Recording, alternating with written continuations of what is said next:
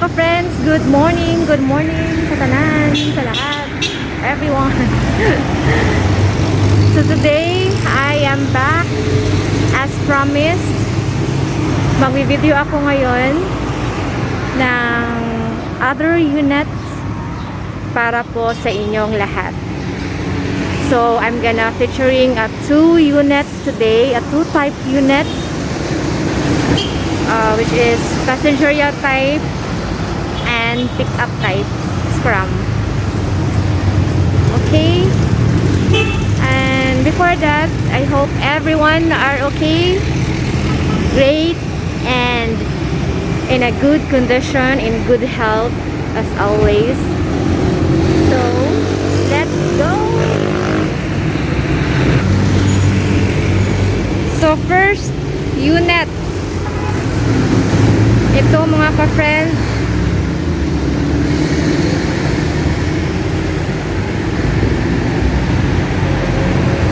isang pick-up type,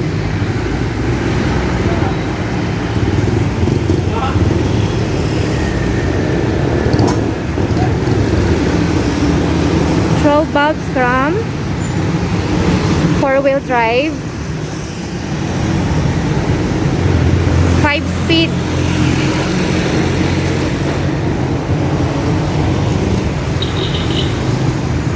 Look mga ka-friends,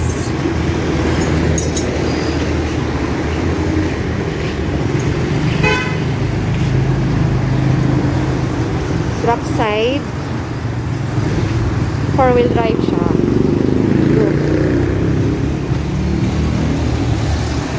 This is good for business. Kung meron kayong mga business na need ng unit to carry all those things, ito mga ka-friends, I recommend this to all. Yung stereo niya po is USB type na siya. Yan. Yung battery is brand new. Yung tire is brand new. This one mga ka-friends, multi-cab surplus to ha. Galing Japan. Tapos condition namin dito.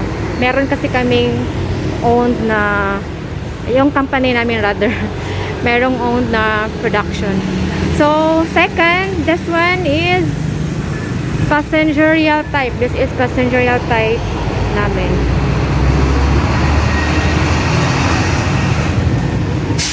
Ito ay 4-wheel drive, fuel inject. As you can see, meron lang hinalangan kasi para hindi siya mapasukan ng yan, 4-wheel drive. Protected naman to mga ka-friends.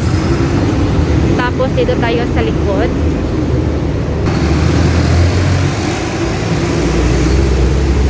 Up to 20 persons po dito mga ka-friends ang makakasakay. Passenger type, good for family service or business. Kung merong magre-rent sa unit nyo, pwede to. Yan. Meron siyang steel rim. Meron siyang cover, hubcap niyan para makover niya yung rim.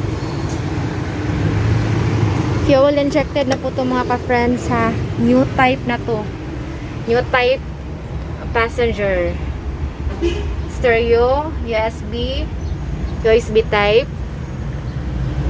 Yan. 4-wheel drive na to mga ka-friends. Tapos meron siya ganito, takip. Yan. 660cc, 3-cylinder. Yan, fuel injected.